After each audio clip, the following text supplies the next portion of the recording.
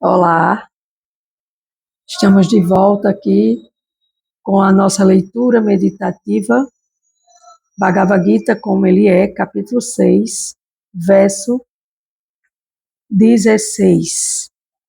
Estamos falando sobre o problema da preguiça. Preguiça é algo que devemos combater fortemente em nosso falso ego, porque nós precisamos, se quisermos, porque a maior bem-aventurança dessa vida é a suprema personalidade de Deus nos dá livre-arbítrio, até mesmo para a gente se voltar para Ele, amá-lo e obter consciência de Krishna, obter consciência de que eu devo servir a Deus, a Krishna, e não servir a matéria. Continuar servindo a matéria é ilusão. Então, nesses problemas que nos ocorrem, fazendo uma breve revisão, nós falamos sobre a raiva, nós falamos sobre a confusão, nós falamos lidando com o nosso falso ego, lidando com a partida dos nossos entes queridos, lidando com a desmotivação. Então, aqui nós temos 1, 2, 3, 4, 5 sentimentos ou problemas que estão em nossa equação de ser humano.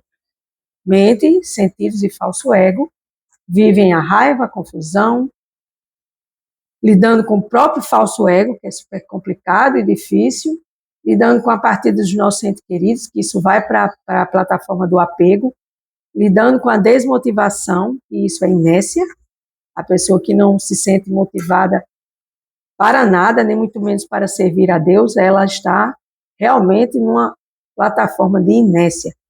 Fizemos a ambição e a cobiça, e agora estamos na preguiça.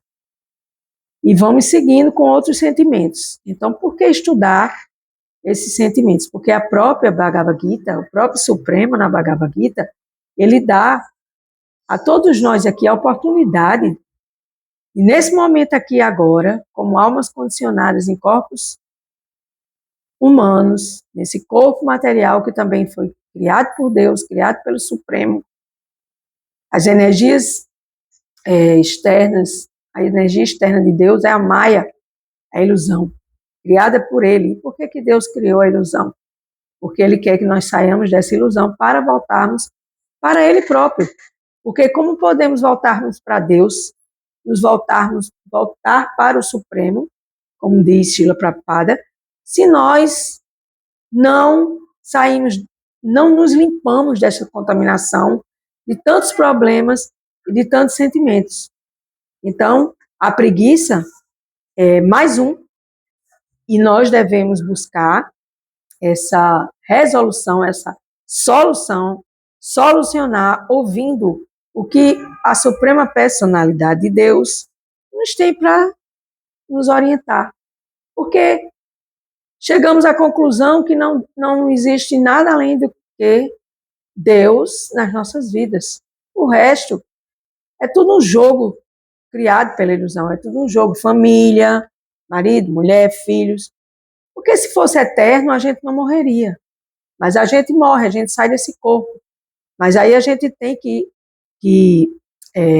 lidar com o Dharma, que é a nossa missão de alma, que é o Sanatana Dharma, que é eu sou uma alma e no meu Dharma, na minha missão de alma, eu devo servir a Deus. E Deus é o meu companheiro, é o meu professor, é o meu psicólogo, é o meu psiquiatra, é o meu médico. Aqui na Bhagavad Gita, na ciência sagrada da autorrealização, Srila Prabhupada nos diz que a Bhagavad Gita, Krishna ditou essa Bhagavad Gita, ele falou com Arjuna, porque Arjuna estava confuso, estava com medo, estava criando um monte de ilusão para a cabeça dele. Falso ego de Arjuna estava dizendo, não, eu não quero lutar por isso, e assim somos nós.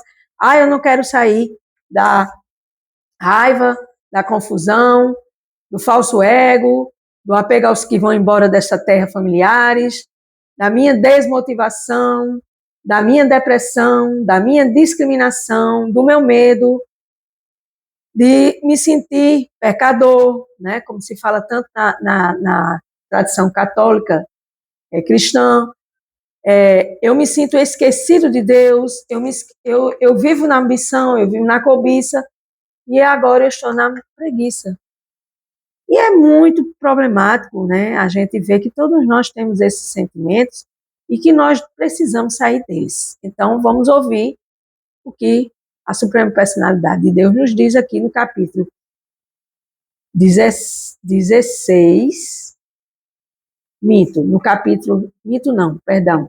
capítulo 6, verso 16. Eu estava olhando em outra plataforma. Então, capítulo 6, verso 16.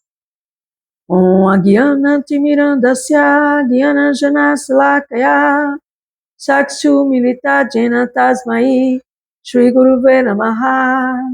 Embora eu tenha nascido na mais escura região da ignorância, esse mundo material, meu mestre espiritual abriu meus olhos com a luz da tocha do conhecimento transcendental.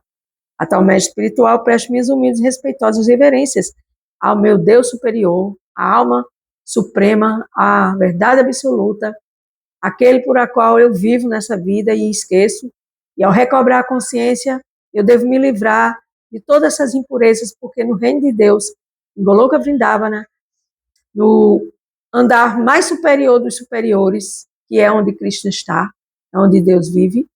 Se Deus é uma pessoa, ele vive em algum lugar, ele então não vai viver na Terra, mas ele vem à Terra, porque quando há uma religião, ele aparece para solucionar esses problemas, porque nada mais, nada menos do que Deus para solucionar todos os nossos problemas. Então, Deus, Krishna é o meu mestre, é meu guru, dentro da sucessão discipular, Srila Prabhupada, dentro das escrituras sagradas, que funcionam como esse barco é o corpo, as escrituras, eu utilizo esse corpo para expandir minha consciência dentro dessas escrituras sagradas, e aí quando eu me ilumino, tudo se ilumina ao meu redor. E quando há iluminação, não pode haver impureza, porque a luz, ela é como fogo, ela vai queimando todas as impurezas. Então, a tais mestres espirituais, eu presto minhas humildes e respeitosas reverências, já é Shri Krishna Gurudeva, já é Srila Prabhupada, já é Chandramukha Swami, meu mestre espiritual autêntico, e também eu aprendo diariamente com ele para que eu possa entender melhor, expandir minha consciência. Encontre soluções para seus problemas na Bhagavad Gita, problema da preguiça, capítulo 6, verso 16. Não há possibilidade de alguém tornar-se um yogi, ó Arjuna, se come em demasia, ou muito pouco, se dorme demais, ou não dorme o bastante. Então aqui, a Suprema Personalidade de Deus, Krishna, ele está nos orientando como dormir, como comer e como descansar. E aí você pode parar e pensar, e o que é que isso tem a ver com a preguiça? Porque quando você come demais, quando você dorme demais, quando você não se autocontrola, o autocontrole, mente, sentidos, meu eu inferior, meu corpo, meus sentidos que desejam a comida, minha mente que traz 1001 caraminholas para que eu possa, eu estou com desejo disso, aquilo outro, não, hoje eu vou dormir. Então, Shri Chaitanya Mahaprabhu também tem um verso, que ele diz, acordem, almas adormecidas, no colo da bruxa chamada Maya, ilusão. Então, nós já estamos dormindo, sem dormir, ou seja, a gente está dormindo acordado, ainda mais se a gente for dormindo mesmo, aí é que as coisas pioram ainda mais. Então, não há possibilidade de alguém se tornar um yogi, aquele que está em união com Deus, se come em demasia ou pouco, se dorme demais ou não dorme o bastante. Nessa passagem, recomenda-se que regule a dieta e o sono. Srila Prabhupada também nos indica regular a dieta e o sono. Comer em demasia significa comer mais do que é necessário para manter-se vivo. Os homens não precisam comer animais, porque existe amplo suprimento de grãos, vegetais, frutas e leite. Krishna, Deus, Brahma, o Criador, na filosofia Bhaktivedanta, deixou tudo pronto. A gente é que inventa história, inventa aquilo outro, para contaminar nossa mente, para a gente ficar mais perdido. E aí a gente se acostuma culturalmente, digamos, entre aspas, a comer animaizinhos. Eu mesmo era uma que comia animaizinhos. Não posso negar o meu passado. Mas hoje, com a consciência que tenho, quando a gente desenvolve a compaixão, quando a gente desenvolve a piedade, quando a gente desenvolve o conhecimento que eu não sou uma alma. Então, que eu não sou esse corpo, perdão, eu não sou esse corpo, eu sou uma alma. Então, eu sendo uma alma, eu não posso matar o corpo de outras almas que estão em desenvolvimento. Eu não posso matar nada nem ninguém. Volto para a Bíblia. Jesus diz os mandamentos da Bíblia: não matarás, mas a gente mata. Mata toda hora e todo instante. Mata o outro falando mal. Mata a nós mesmos nos depreciando. Mata animais para o prazer dos sentidos. Mata e mata e mata e mata. E quando Jesus diz não matarás, ele quer dizer ninguém há de ser morto. Então, nesse processo, nós precisamos entender que esse caminho da piedade, da compaixão, precisa ser praticado se você quer evoluir sua consciência.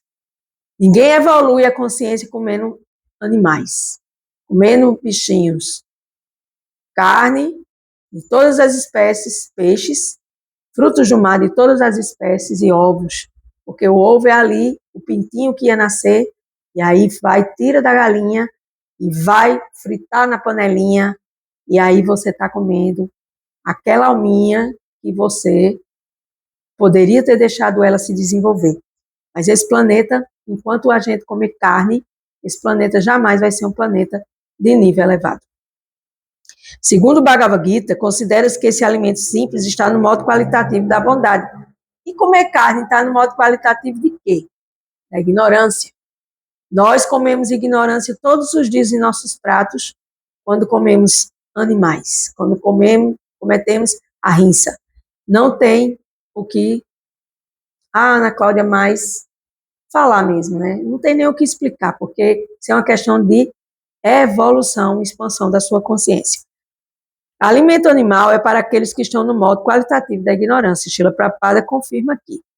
Portanto, aqueles que se entregam ao consumo de produtos animais, de bebidas alcoólicas, de fumos e drogas e de alimentos que não são primeiros oferecidos a Krishna, sofrerão reações pecaminosas por comer apenas substâncias poluídas.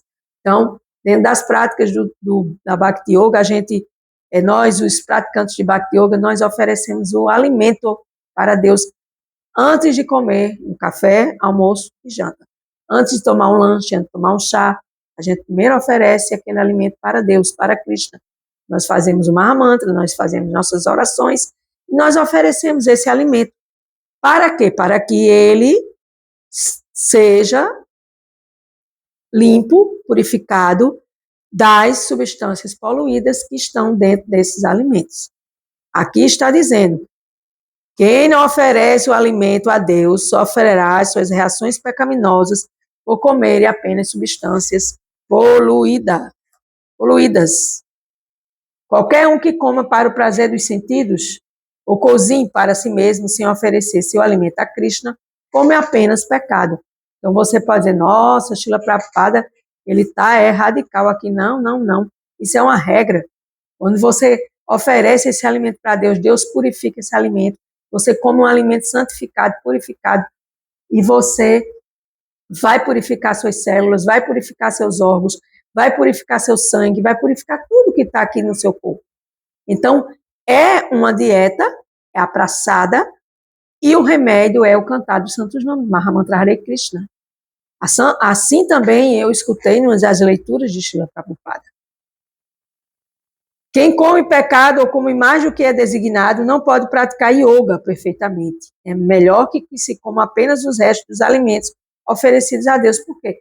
Porque primeiro a gente oferece, Deus, ele simbolicamente vai comer esse alimento, vai aceitar esse alimento. Então, aqui Srila Prabhupada diz que a gente come depois que Deus saboreia essa comida que você está ali cozinhando e cantando o mantra Hare Krishna. Você está colocando no seu prato, cantando o mantra Hare Krishna, está oferecendo para Krishna esta comida santificada. Pedindo humildemente que Krishna purifique, Krishna easy, como diz meu mestre espiritual, Krishna easy, essa comida. Coloque, por favor, por gentileza, por merecimento, meu Senhor Krishna, o teu amor aqui nessa comida, e retire todas as reações pecaminosas. Então, tudo é através do pensamento, do sentimento e da devoção e da ação. O devoto consciente de Krishna não come nada que não seja oferecido primeiro a Krishna. Vou repetir de novo. O devoto consciente de Krishna não come nada que não seja oferecido primeiro a Krishna, a Deus. Por isso, só ele pode atingir a perfeição nessa prática de yoga. Por quê? Porque o resto não faz isso. As outras pessoas se sentam e comem para o prazer dos seus sentidos e comem pecado, substâncias, animais, e aí elas vão se contaminando, vão contaminando. Por isso que hoje as pessoas estão doentes, estão contaminadas e são contaminadoras. Então, pouco pode praticar yoga alguém que artificialmente se abstém de comer, inventando seu próprio processo de jejum. O devoto de Krishna observa o jejum conforme recomendado nas escrituras de Ekadashi. Ekadashi é um jejum dentro das escrituras védicas de 15 dias após a lua nova, 15 ou 14 dias após a lua cheia. E aí tem todo um processo a ser explicado, né, que nesse momento aqui não cabe a mim, mas que esse Ekadashi purifica. Ele não jejua nem come mais do que é necessário e assim é competente na prática de yoga a Deus, união a Deus. Quem come mais do que é necessário sonha muito enquanto dorme, em consequência do que dormirá em excesso. Quem come mais do que é necessário sonha muito enquanto dorme, em consequência do que dormirá em excesso. Aqui também está se indicando essa prática de dormir menos. Não se deve dormir mais do que 6 horas por dia. Aqui Srila Prabhupada diz, não se deve dormir mais do que 6 horas por dia. Alguém que nas 24 horas dorme mais de 6 horas certamente está influenciado pelo modo da ignorância. Nós todos estamos influenciados no modo da ignorância, porque nós dormimos muito. Né? Eu tenho esse vício ainda de dormir bastante. Né? Já diminui demais a minha ignorância com relação ao sono, mas não vou aqui ficar me vangloriando e dizendo, eu já venci essa ignorância. Claro que hoje eu acordo muito mais cedo, 7 horas para mim já é tarde, mas a gente tem que acordar 1h30 antes do sol nascer para meditar e cantar os santos nomes de Deus. E isso eu ainda não consigo, mas estou trabalhando trapaças, austeridades, com essa consciência trazendo, me esforçando, colocando um relógio para acordar. E para que tudo isso? Para yoga. Yoga significa união a Deus. A pessoa no modo da ignorância é preguiçosa e tende a dormir muito. Semelhante indivíduo não pode praticar yoga. Então, quando eu leio este texto de Srila Prabhupada, aqui no seu significado, eu vejo o quanto eu já consegui poucos passos, mas passos consistentes. Porque nós devemos continuar cantando Mahamantra Hare Krishna, nós devemos continuar oferecendo nossa comida, nosso alimento para Deus e agradecendo. Por quê? Porque todo o alimento que vem de qualquer parte deste mundo, deste plano terreno, foi plantado, vem de quem? De Deus, porque na própria Bhagavad Gita, Krishna diz, eu sou o Pai que dá a semente, e essa semente germina em todos os departamentos da criação. Então não existe nada. Hoje mesmo eu estava pensando, o sol seca as roupas, o vento sopra, o sol com calor, né? E o vento sopra, e o sol seca e o vento sopra. Quem criou o sol e o vento? Foi eu?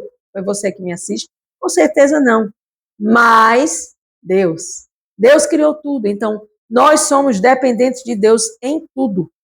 Não existe nada neste mundo, nem em outros mundos, que não tenha sido criado por Deus. Portanto, Deus assina tudo. E nós devemos nos focar nesse verso. Não há possibilidade de alguém tornar-se um yogi. Ó, Arjuna, se come em demasia ou muito pouco, se dorme demais ou não dorme bastante. Isso tem a ver aqui com a plataforma da preguiça. Capítulo 6, verso 16. Então, eu sou Ana Cláudia Chandra, agradecendo mais um dia aqui ao serviço devocional a Deus, nesse estudo, nesse compartilhamento da Bhagavad Gita, nessa leitura, nessa regulação de hábitos neste verso, para que a gente saia desse dormir demais, desse comer demais.